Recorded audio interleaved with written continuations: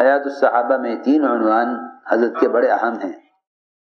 اول تو کام کرنے والوں کو حیات الصحابہ اہتمام سے پوری پڑھنی چاہیے، اہتمام سے پوری پڑھنی چاہیے، لیکن بعض ابواب ایسے ہیں حیات الصحابہ میں کہ جو کام کے لیے انتہائی ضروری ہیں، کام کے لیے انتہائی ضروری ہیں۔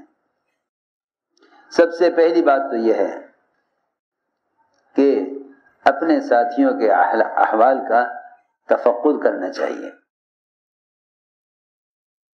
ساتھیوں کے احوال کا تفقد کرنا چاہیے۔ کون کس حال سے گزر رہا، کون کس حال سے گزر رہا ہے، اور ہم کس حال میں کس کام آ سکتے ہیں۔ فرمایا حضور اکرم صلی اللہ علیہ وسلم نے، مدد کرو ظالم کی بھی مظلوم کی بھی، مدد کرو ظالم کی بھی مظلوم کی بھی۔ جتنا مظلوم مدد کا محتاج ہے، جتنا مظلوم مدد کا محتاج ہے، اس سے زیادہ ظالم مدد کا محتاج ہے۔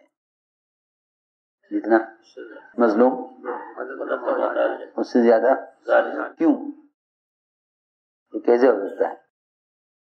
مظلوم سے زیادہ ظالم مدد کا محتاج ہے، اس لیے کہ مظلوم کی مدد تو اللہ تعالیٰ براہ راست کرنے والے ہیں، بلکہ مظلوم تو دوسروں کی مدد کا خود ذریعہ ہے، مظلوم تو خود ذریعہ ہے، مظلوم تو دوسروں کی مدد کا خود ذریعہ ہے۔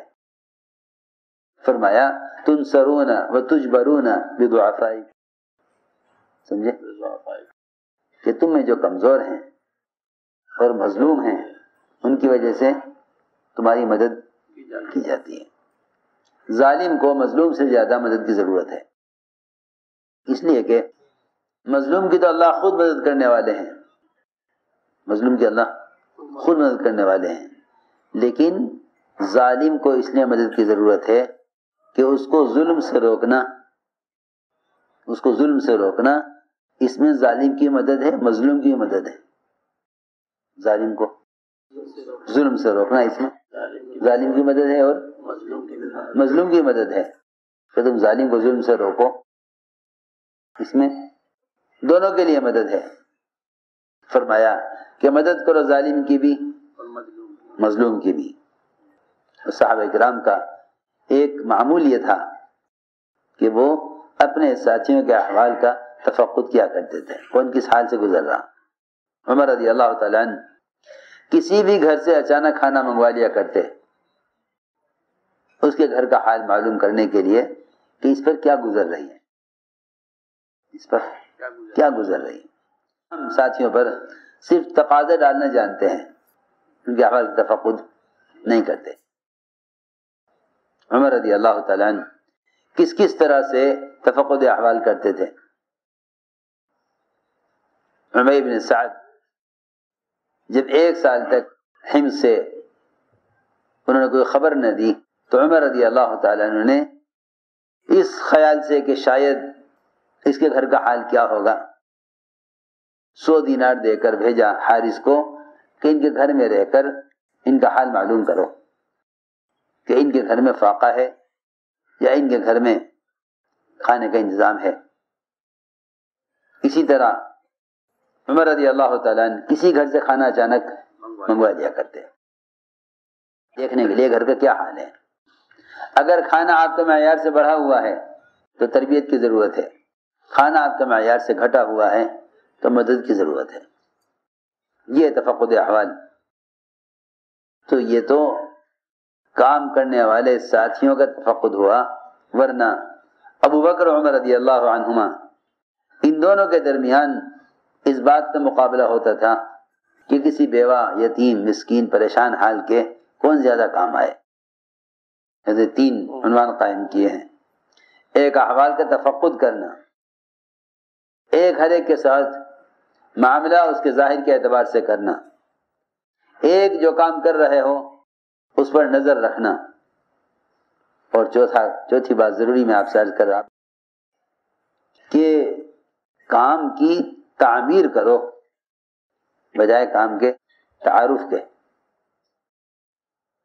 بجائے کام کے تعارف کے کام کی تعمیر کرو. تعمیر ہوتی ہے جماعتوں کے تسلسل سے، اور تعارف سے تو کام بہت آگے جا چکا ہے. اب تو غیر مسلموں کو بھی کام کا اتنا ہی تعارف ہے جتنا اس کام کا تعارف مسلمانوں کو ہے. جتنا اس کام کا تعارف اس زمانے میں مسلمانوں کو ہے، اتنا ہی تعارف اس کام کا غیر مسلموں کو ہے. تو بجائے جماعتیں گزرتی ہوئی کام کا تعارف کرانے کے، جماعتیں جم کر کام کریں، کام کی تعمیر کریں، کام کی تعمیر کریں بجائے تعارف کے. تعارف یہ ہے کہ جماعتیں گزر جائیں کام کرتی ہوئی، تعمیر یہ ہے کہ جماعتیں کام جماتی ہوئی بھی آگے بڑھیں. یہ چار عنوان بہت اہم ہیں. تو احوال کے تفقد میں فرماتے ہیں ابو صالح غفاری کہ عمر رضی اللہ تعالیٰ کا معمول تھا، روزانہ کا معمول تھا کہ وہ مدینے کی آبادی سے باہر رات کے درمیانے حصے میں ایک اندھی اپاہج بڑھیا کے پاس جاتے. اندھی اپاہج بڑھیا، اس کے گھر جاتے، اس کے جو ہے پانی کا انتظام کرتے اور اس کی تمام ضروریات پوری کرتے. اس کا پاخانہ صاف کرتے اور اسے کپڑے دھوتے. اس کام کے کرنے کے لیے روزانہ رات کو مدینے سے باہر اس کام کے ارادے سے جاتے. لیکن جب بھی جاتے اس کے گھر اس کی ضروریات پوری کرنے کے لیے، حضرت عمر سے پہلے کوئی شخص یہ ساری ضروریات اس کی پوری کر دیا کرتا تھا. جو بھی بڑھیا چاہتی اس کے سارے کام کوئی پہلے ہی کر جاتا. عمر رضی اللہ تعالیٰ نے بار بار آ کر اس بڑھیا کے ضروریات کو پورا کرنا چاہا، مگر کوئی شخص آتا تھا جو اس کی تمام ضروریات ان سے پہلے پوری کر دیا کرتا تھا. حضرت عمر رضی اللہ تعالیٰ عنہ کے ساتھ کئی مرتبہ ایسا ہو چکا. تو حضرت عمر رضی اللہ تعالیٰ عنہ ایک رات چھپ کر بیٹھ گئے گھات میں. بیٹھ گئے دیکھے کون آتا ہے. چنانچہ رات کو دیکھا کہ ابو بکر صدیق رضی اللہ تعالیٰ عنہ وہ اس بڑھیا کے پاس آیا کرتے تھے. حالانکہ اس زمانے میں خلیفہ تھے. حضرت عمر نے کہا ہائے میری جان کی قسم، آپ ہیں جو مجھ سے پہلے اس بڑھیا کی ضروریات کو پورا کراتے ہیں. چنانچہ حضرت بکر کی وفات کے بعد عمر رضی اللہ عنہ کا یہ معمول بن گیا کہ یہ رات کو نکلا کرتے تھے اور اس کے گھر جاتے اور اس بڑھیا کی تمام ضروریات پوری کرتے. حضرت طلحہ نے دیکھا کہ عمر رات کی تاریکی میں، رات کے سناٹے میں عمر ایک اجنبی گھر میں جاتے ہیں. حضرت طلحہ رضی اللہ عنہ کو خیال ہوا کہ آخر حضرت عمر کا اس گھر میں کیا کام. دیکھا کہ عمر رات کو ایک گھر میں داخل ہوئے، پھر وہاں سے نکلے دوسرے گھر میں داخل ہوئے. حضرت طلحہ نے دیکھ لیا.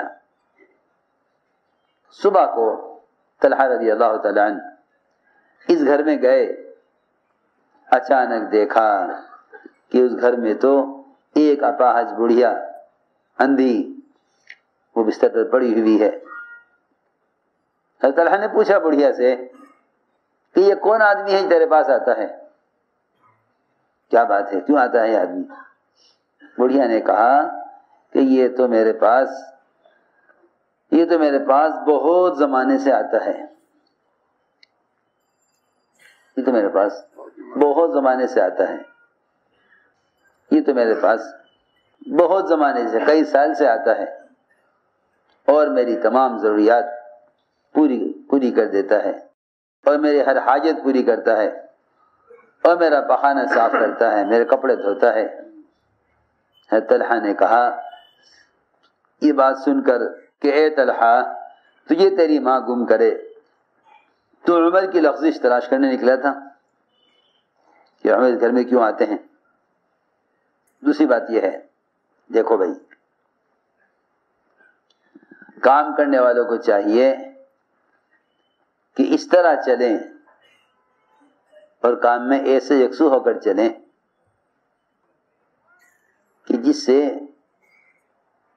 ساتھیوں کا اوپر سے اعتماد ختم نہ ہو۔ دیکھو بہت ضروری بات ہے، اپنا اعتماد کام کے اعتبار سے باقی رکھنا ساتھیوں کے ساتھ چلنے کے لیے ضروری ہے، سمجھے نہیں؟ ساتھیوں کے ساتھ چلنے کے لیے ضروری ہے اپنا اعتماد باقی رکھو، ورنہ اگر ایک دکان کے ملازم سے بھی اعتماد اٹھ جائے تو اس سے بھی مالک کام لیتے ہوئے گھبراتا ہے۔ بہت ضروری بات ہے، ایسے چلو کہ ساتھیوں کا تم پر اعتماد باقی رہے، اعتماد کو کبھی بھی متاثر نہیں کرنا چاہیے، اس لیے کہ معاملہ جس کے ساتھ بھی ہوگا وہ اس کے ظاہر کے اعتبار سے ہوگا، اندر کے اعتبار سے نہیں، اس کے اندر کے اعتبار سے نہیں، معاملہ ظاہر کے اعتبار سے ہوگا۔ ہر شخص کو چاہیے کہ وہ اپنے ظاہر کے اعتبار سے اعتماد کو بحال رکھے۔ عبداللہ بن عتبہ بن مسعود کہتے ہیں کہ میں نے سنا حضرت عمر رضی اللہ عنہ فرماتے ہوئے کہ حضور اکرم صلی اللہ علیہ وسلم کے زمانے میں تو وحی کا سلسلہ جاری تھا، تو لوگوں کا مواخذہ وحی کے ذریعے ہو جایا کرتا تھا۔ بہت سے موقع سیرت میں ایسے ہیں کہ کسی نے چھپ کر کوئی کام کیا، وحی سے پتہ چل گیا، بہت قصے ہیں۔ حضرت حاتب بن ابی بلتعہ کا وحی سے پتہ چلا، اس فاسق نے جس نے حضور اکرم صلی اللہ علیہ وسلم کے زکوٰۃ وصول کرنے والے کو غلط خبر دی تھی بنو مستلق کے بارے میں، اس کا بھی پتہ وحی سے چلا، اور بہت سارے موقع ہیں۔ تو آپ کے زمانے میں تو حضرت عمر فرما رہے ہیں کہ آپ کے زمانے میں تو وحی کے ذریعے لوگوں کا مواخذہ ہو جایا کرتا تھا، اب وحی بند ہو گئی، اب وحی منقطع ہو گئی۔ حضرت عمر نے فرمایا اب ہم تمہارا جو مواخذہ کریں گے اور تمہارے ساتھ جو معاملہ کریں گے وہ تمہارے ظاہری اعمال اور تمہاری ظاہری حالت کے اعتبار سے کریں گے۔ جو شخص ہمارے سامنے بہتری ظاہر کرے گا، ہمارے سامنے بہتری ظاہر کرے گا، ہم اس پر اعتماد کریں گے اور اس کو قریب کریں گے، اور ہمیں اس کا معاملہ اللہ کے ساتھ کیسا ہے وہ جانے، اس کا اللہ جانے، ہمیں اس کے باطنی احوال سے کوئی مطلب نہیں ہے، چاہے اس کا اللہ کا معاملہ کیسا بھی ہو، ہمیں اس سے کوئی مطلب نہیں ہے۔ ہم معاملہ کریں گے اس کے ساتھ اس کے ظاہر کے اعتبار سے، رہا اس کا اللہ کا معاملہ تو اللہ تعالیٰ چاہے اس کا حساب لیں چاہے اس کو معاف کریں، وہ جانے، اس کا اللہ جانے، لیکن ہم ایسے شخص کو پر اعتماد کریں گے اور اس کو قریب کریں گے، اور ہمیں اس کے اندر کے معاملات سے کوئی مطلب نہیں ہے۔ اللہ یحاسبہ، اللہ اس کا محاسبہ خود کریں گے۔ اور جو شخص ہمارے سامنے برائی کو ظاہر کرے گا، جو ہمارے سامنے برائی ظاہر کرے گا، جس کا ظاہر اچھا نہیں ہوگا، نہ ہم اس پر اعتماد کریں گے نہ ہم اس کی تصدیق کریں گے، اگرچہ وہ یہ کہے کہ بھائی اس کا معاملہ اللہ کے ساتھ بہت اچھا ہے، معاملہ اس کا اللہ کے ساتھ بہت اچھا ہے، چاہے اس کا معاملہ اللہ کے ساتھ کتنا بھی اچھا ہو، لیکن اگر ظاہر کے اعتبار سے وہ شخص صحیح نہیں چل رہا ہے تو ہم نہ اس پر اعتماد کریں گے نہ اس کو قریب کریں گے نہ اس کی تصدیق کریں گے، اگرچہ وہ یہ کہتا ہو کہ اس کا معاملہ اللہ کے ساتھ بہت اچھا ہے۔ عجیب بات ہے تمہیں نے فرمائی۔ ایک ہے کہ کام کرنے والوں کی کام پر نظر ہو. دیکھو ہمارے یہاں یہ آمد صوبوں کی صرف اصل اس مقصد کے لیے ہے تاکہ کام پر سب کی نظر رہے. بھی کام کیسے ہو رہا, سب کا اجتماعی طور پر جمع ہو کر کام کے ایک ایک پہلو پر نظر رکھنا, یہ آپس کی اجتماعیت کے لیے, وحدت کلمہ کے لیے, وحدت فکر کے لیے ضروری ہے. حضرت عنوان قائم کیا النظر فی العمل, کہ دیکھو یہ دیکھیں ذمہ دار کہ جو کام کرنے کے لیے کہا گیا وہ کیسے ہوا, یہ نہیں کسی ہدایت دے کر فارغ ہو جائیں, بلکہ کارگزاری ایسی سنت ہے کہ جب کارگزاری سنانے کے لیے چھوٹا آگے بڑھا تو حضور اکرم صلی اللہ علیہ وسلم نے فرمایا کہ نہیں بڑا سنا ہے کارگزاری بڑا سنا ہے. فرماتے عمر رضی اللہ تعالیٰ عنہ اپنے ساتھیوں سے فرمایا تمہارا کیا خیال ہے اگر میں تم میں سب سے بہتر آدمی کو تمہارا ذمہ دار بنا دوں اور تمہاری جماعت تیار کر دوں اور اس ذمہ دار کو تمہارے ساتھ عدل اور انصاف کی بھی ہدایت کر دوں, کیا میں نے ذمہ داری اپنی پوری کر دی؟ صحابہ نے عرض کیا کہ آپ کی ذمہ داری پوری ہو گئی. فرمایا نہیں, میری ذمہ داری پوری نہیں ہوگی جب تک میں یہ نہ دیکھ لوں کہ جماعت نے کام ہدایات کے مطابق کیا یا نہیں کیا. پہلے میں یہ جب تک میں یہ نہ دیکھ لوں جس طرح کہا گیا تھا کرنے کے لیے اس کا مطابق ہوا یا نہیں, اس وقت تک میری ذمہ داری پوری نہیں ہوگی. ایک سب سے اہم کام یہ ہے کہ حضور اکرم صلی اللہ علیہ وسلم اور خلفائے راشدین کا معمول یہ تھا کہ جب وہ کسی ایک علاقے میں جماعت بھیجتے تو اس جماعت کی واپسی سے پہلے اگلی جماعت آگے کا کام سنبھال لیا کرتی تھی, پھر یہ جماعت واپس ہوتی تھی. اس کو میں عرض کر رہا تھا کہ کام کی تعمیر اصل ہے, کام کی تعمیر اصل ہے, تعارف نہیں. کام کی تعمیر اصل ہے, تعارف نہیں. چنانچہ یہ سنت ہے کہ کسی بھی علاقے میں ایک جماعت جائے, اس کی واپسی سے پہلے اگلی جماعت وہاں پہنچ جائے. عبداللہ بن کعب بن مالک انصاری فرماتے ہیں کہ انصار کی ایک جماعت فارس میں کام کر رہی تھی اپنے امیر کے ساتھ, اور عمر رضی اللہ عنہ کا معمول یہ تھا کہ وہ جماعت کی واپسی سے پہلے اگلی جماعت بھیج دیا کرتے تھے مدینہ منورہ سے. لیکن حضرت عمر رضی اللہ تعالیٰ عنہ جماعت روانہ کر کے ایسے مشغول ہوئے کسی کام میں کہ اگلی جماعت بھیجنا یاد نہیں رہا. ہمارا تو حال یہ ہے, کوئی تقاضا بھی کرتا رہے گا جی جماعت بھیج دو, سال بھر ہو گیا ہمارا کوئی جماعت نہیں آئی, بھائی حضرت کہیں گے ہاں بھیج دیں گے. وہاں معمول یہ تھا کہ جب تک اگلی جماعت نہ آ جائے پہلی جماعت واپس نہیں ہوتی تھی. چنانچہ اس جماعت کا وقت پورا ہو گیا, اب یہ انتظار میں کہ اگلی جماعت آئے تو ہم واپس ہوں. انہیں کام سبورت کریں, بھائی اتنا کام میں نے کر لیا, آگے تم کرو. لیکن جماعت آئی نہیں. وہ انتظار کرتے رہے یہاں تک کہ وہ انتظار کرتے کرتے جماعت مدینے واپس آ گئی. حضرت عمر نے دیکھا کہ جماعت واپس آ گئی, اگلی جماعت گئی نہیں. حضرت عمر کو سخت غصہ آیا ان پر اور ڈانٹا حضرت عمر نے انہیں, حالانکہ وہ سب کے سب صحابہ تھے. حضرت عمر نے ڈانٹا ان کو اور یہ ڈانٹ کے فرمایا کہ تم کیسے آ گئے اگلی جماعت کے جانے سے پہلے واپس. ان لوگوں نے کہا اے عمر, آپ تو جماعت بھیج کر بھول گئے, ہمیں بھیج کر آپ اگلی جماعت بھیجنا بھول گئے, اور آپ تو ہم سے غافل ہو گئے.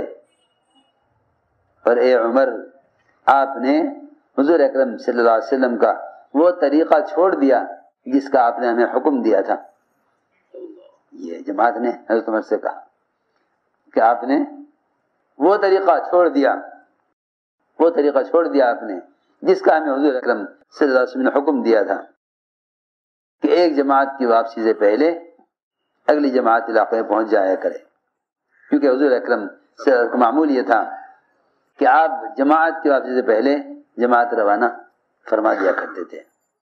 تو جو علاقے کمزور ہیں خاص طور پر، وہاں کا معمول یہ رہنا چاہیے جماعت کی واپسی سے پہلے اگلی جماعت بھیج دی جائے تاکہ کام کی تعمیر ہو۔ جماعت کی واپسی سے پہلے اگلی جماعت بھیج دی جائے تاکہ کام کی تعمیر ہو۔